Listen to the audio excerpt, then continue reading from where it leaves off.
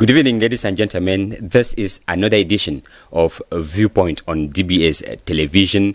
And in today's edition of the program, we are looking at issues concerning African countries. With me in the studio, we have Pan-Africanists who want to look at the issue that is happening in Chad. Let's begin by welcoming Mr. Kan Gugumos. This is the first time we're having him for the year 2021. Good evening, sir, and thank you for being there for us. Thank you so much, Mr. Venasius. Thank you for inviting me for the 2021 first time. I think it's actually not the first time you're inviting me. Of course. It's actually that I have so tight a schedule. That should be the reason.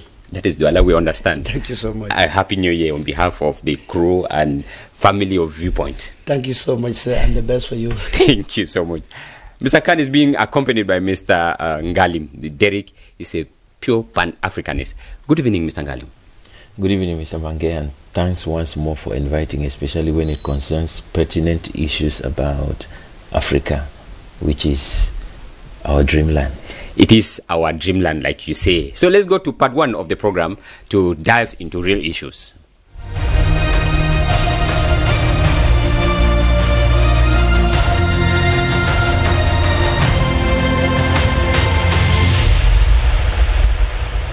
We begin with question one, Mr. Ngalim. I'm with you.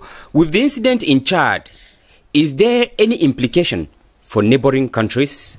Implications abound. Which means there are, yes. Mr. Khan, are there?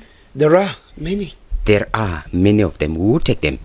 We take question two, Mr. Khan. I remain with you. Can we look forward to peace in Chad very soon? No, we can't anticipate that. Mr. Khan thinks there may be no peace in the near future. Mr. Ngalim? It's uncertain. Uncertain. So when it is uncertain, there is a possibility. Yes and no. All right. Those are what they think. Let's go to part two of the program.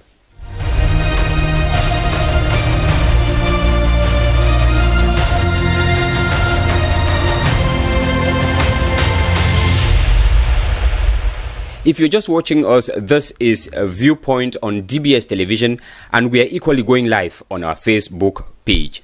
We are talking about the incident that happened at the beginning of this week. That was on Tuesday, when the world got up to realize that the president of Chad, President Idriss Déby Itno, died.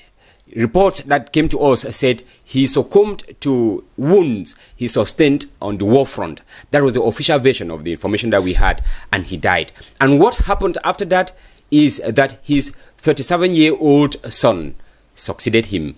Others called it unconstitutionally. In today's edition of the program, we are trying to find out, with this incident in Chad, is there any implication for neighboring countries? We know Chad is a strategic position in the country. And I will begin with you, Mr. Khan, to find out. You said there are many implications for neighboring countries, perhaps a country like Cameroon. For sure, for sure. Like I said, there are as many implications as we can point out. Yes. The very first implication is the influx of refugees into neighboring countries. Yes. If you follow on social media, public media, you realize that shortly after the news was reported, there were refugees already. There were groups of people crossing into Koseri, the northern town of Cameroon. And that is not the only country which is receiving. Nigeria is already receiving refugees. And I want to think that when refugees come in, the very first receptors, that's the home country that is receiving, has to first of all give in to struggling to see how to receive them, to accommodate them, to feed them, before we begin to say we are calling the African Union, we are calling the UN and all that. And if a country had not budgeted for such mishaps, then it becomes a serious problem. And I want to think that Cameroon, as at now, being one of the recipient countries, will actually face a lot of problems because, first of all, there is internal instability in Cameroon.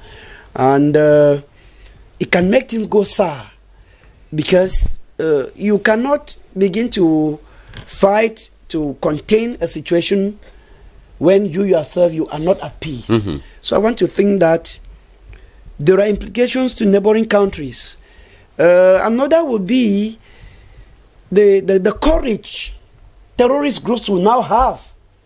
If actually Idris Deby received wounds, bullets at the battlefield, and which is said to be the official cause of his death, then it is like giving other terrorist groups like the ISIS in Central Africa, like the Boko Haram in Central Africa, yes, the courage to go ahead, that their dreams might come true someday. If the group in Chad has been able to succeed, then it's a moral booster to Boko Haram, ISIS, and other terrorist groups around the world to, rearm, re-strategize, and use the same method that has been used to bring Idris Deby down to also achieve their objectives. Mr. Khan, you were talking about the security issues that neighboring countries, for example, Cameroon, would have to undergo. And information told us, or that came to us, says immediately the incident occurred in Chad, Cameroon president reinforced security measures at the border area between Cameroon and Chad. Like you say, because what is happening in Chad may gradually creep into Cameroon. So I am saying that it is true that the president ordered for an enforcement, yes, of the borders. Yes. And if you look critically at what happened in Chad, you will come to realize that they had forewarned the nation, reminding the Chadian president that if he goes in for the 6th term of office, then they should be expecting something. He should be expecting something, because Chad is not a monarchy. And if you look at the roadmap through which the terrorist group used to get the Chad authorities, you realize that there seemed to have been an insider, or this group, because from findings it is said they were not trained in Chad. They got their trainings in other Maghrebian states of North Africa, precisely as their information came. They were mostly trained in Libya.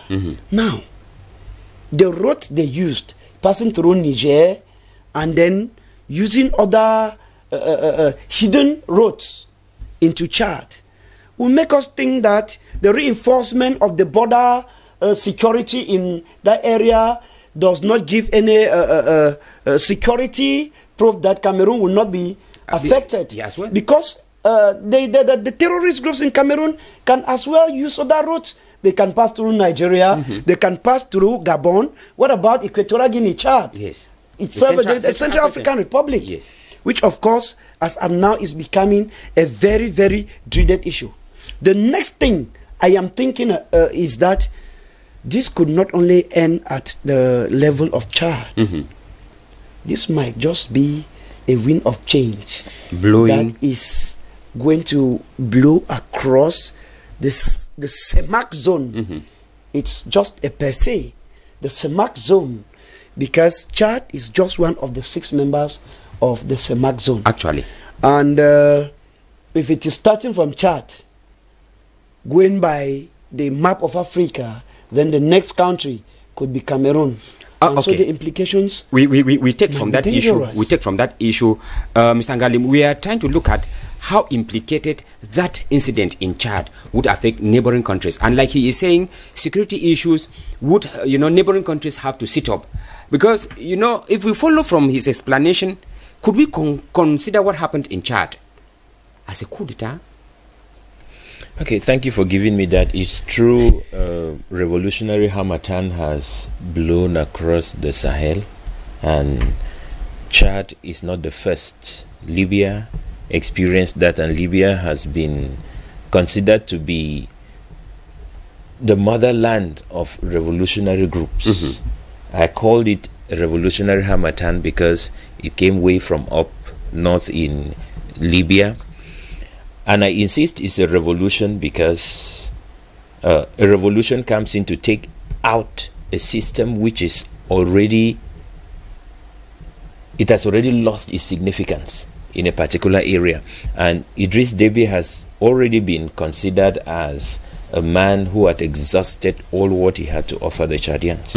And when you listen to Success Masra, Dr. Success Masra, he is the leader of the opposition party, the Transformators, and he had approached the president officially to let him understand that the decision to take in another term of office is not welcome.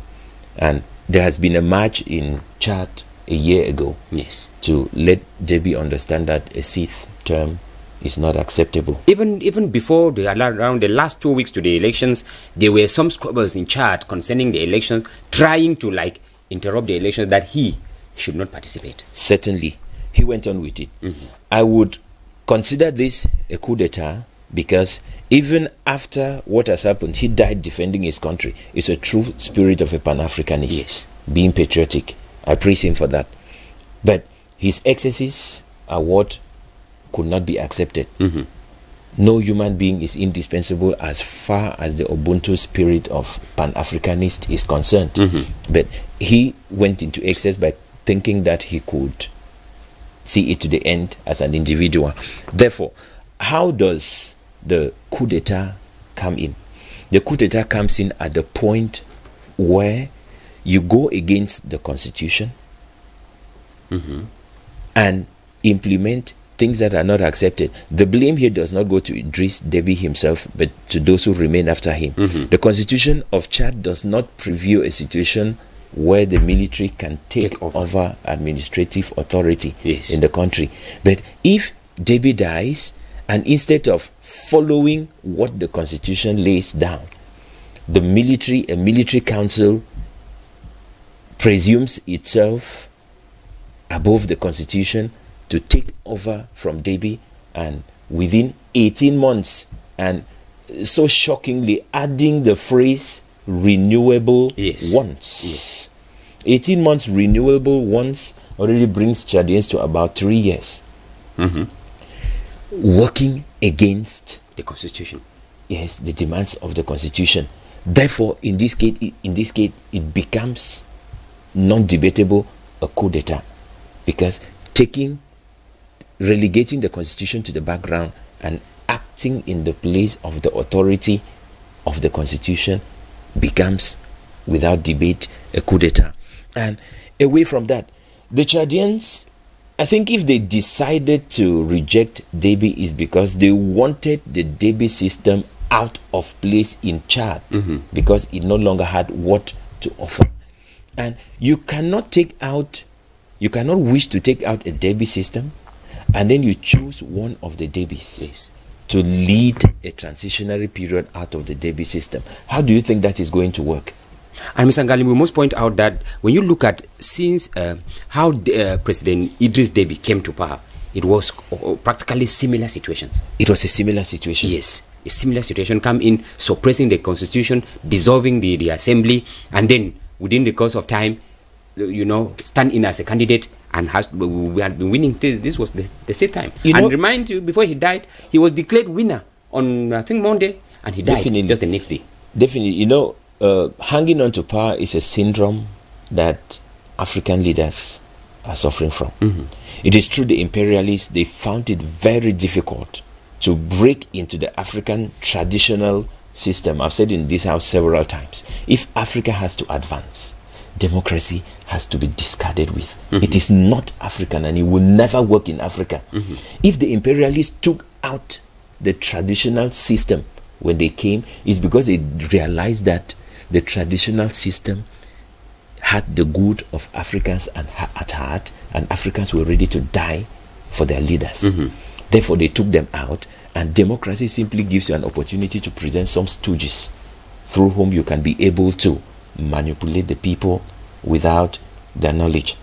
Therefore, if the Deby system has to be taken out, let it not remain in Chad alone, because if it is taken out of Chad alone, it resides in all other African neighboring countries. Yes. And if we were to go by the cause effect relationship, Cameroon will not escape it, because Deby was hitting 30 years in power. Our own old man, how long has he been there? It's been around 38 years. Is it different? So if the cause-effect relationship actually works naturally, I think where he sits, he will not be able to sleep any longer. And it is one of the serious implications that the Chadian situation has for Cameroon. Okay, Mr. Ngalim, we will come back to you again. I want to take Mr. Khan. We're talking about the Deby, one of the Debys who is taking over. Is it another monarchy that is planting itself? Like, remember what happened in Democratic Republic of Congo when Kabila Junior took over from Kabila Senior? Is it another kind of monarchy that is planting itself in Chad? And could that have an effect in other African countries? To other African countries? I have said it and I'll repeat it again. The revolutionists, as he has called them, I call them terrorists, he called them revolutionaries. Yes. It is okay. All appellations. It is exactly what I said. The terrorists, the revolutionaries, as he has called them, have an objective to end the monarchy which is about to plant, or which was planting itself in Chad. Appointing a Deby, a biological son of the deceased president, to replace him, is just putting the same old wine into a new wine skin, and it will have the same taste. We are saying that if they want to apply democracy, any of the Debys wouldn't have appeared on the minds, not to talk of being put at the helm. If you go by education wise, the gentleman Muhammad Deby is a nobody in terms of academics. What is his qualification? The baccalaureate plus 2 years of further education with no degree, nothing. We begin to ask ourselves, which kind of leader will he be? Is it that the nation lacks intellectuals? Is it that there are incompetent people to manage the affairs of Chad? And if that be the case, we all know that any bad leader can never make a good government. And illiteracy is an illness that doesn't have treatment. Mr. Khan, when you use the word illiteracy, it pushes me to think, does illiteracy simply means not being able to read and write? Or when I look at our parents who did not even go to school, can they not be leaders? Thank you. Yes. Illiteracy does not mean not being able to read and write. If that were the concept, the general concept of it, then I wouldn't have used it against Muhammad, because he has the baccalaureate and 2 years of further studies. Illiteracy in this point, or in this instance, will mean the inability to discharge particular functions that are attributed to you. For crying out loud, this gentleman is a 4-star general in the military, and he is not trained in administration. We begin to wonder whether the Constitution does not spell out who takes over from the president in such a situation. Okay, we come back for time constraint. We'll come back to Mr. Ngalim. Mr. Ngalim, we are trying to find out, we're going to question 2. We are finding out, can we look forward to peace in the country soon? And when I take off the country, I'll extend it to, the sub-region. Remember, you said something that it is, a wind that is blowing across the wind of change. And then we are looking of the Gulf of Guinea is the target of these terrorist groups. The Gulf of Guinea. I would say it is the Gulf of Guinea at large. Because according to you, we can look for peace in the country soon, as well as we may not find it soon. I think the Gulf of Guinea is the bone of contention. And this Gulf of Guinea, the hub is Cameroon. It's Cameroon. Yes. And those fighting to regain control of this area are not even Africans who have a right to the area. Yes. And the forces that brought down Chad are not Chadian forces. They may have Chadians within them, but the expertise is brought in by someone who has overriding interest in the area, and definitely Deby has been like a barrier to them. them getting what they wanted. Because after everything, the spirit of Pan-Africanism resides in Deby. Of course. He might have had his excesses. Yes. But the spirit of Pan-Africanism is a big loss to the Pan-Africanists, I should say. But the fact that what happened in Chad is not new in the sub-Saharan region. You look at Central Africa. Has there been peace in Central Africa since such a destabilizing wind blew there? No way. There's never been. Look at the Democratic Republic of Congo. It has never been. Yes. Look at Libya itself. Libya has never known peace since it all happened there. Chad is there. Therefore, if we were to look at the causal effect and the consequences, it is likely that Chad might not find peace anytime soon. Likewise, if the reasons for this happening was to take out a Deby system, then they still have some time to deal with it, because Deby Itno himself is out. Mahamat Itno Deby has taken over, which means Deby still hovers around in his son. Third, look at the constitution of the government in Chad. We have close to 30 Debys in the government. 8 of them. Okay. In key positions. In key positions, strategic positions in the government, which means deeply rooted in the government of Chad is still Deby. Therefore, will we have any reason to think that the Deby system will be out of Chad anytime soon? At all. Not at all. And therefore, anyone in the sub-Saharan region who seems to give any sort of protection to any of the Debys risks receiving the terrorist along. And it is alleged already that the wife of Deby, the danger of a lady or someone, is already taking refuge in Cameroon. Could that be the reason why there is a lot of security at the borders, reinforcement to protect her? Okay, now we'll come back to you, Mr. Ngalim. Let's take Mr. Khan, who categorically thinks that peace cannot be found in Chad anytime soon. And Mr. Khan, when we look at the consequences of, or the implication of this act to neighboring countries, we think that you were indicating that security concern would have to be, to be tightened in neighboring countries. If we have to draw from Mr. Ngalim, should neighboring countries now assist these terrorists, which he calls them revolutionaries, in order to reduce this heavy influence of the Debys in the government of Chad? Because once it is there, the threat remains in the sub-region. The Deby system, like Mr. Ngalim rightly said, Deby was a Pan-Africanist.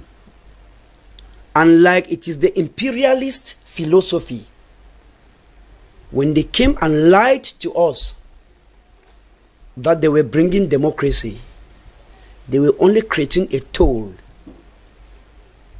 to manage and decide the fate of African nations. And each time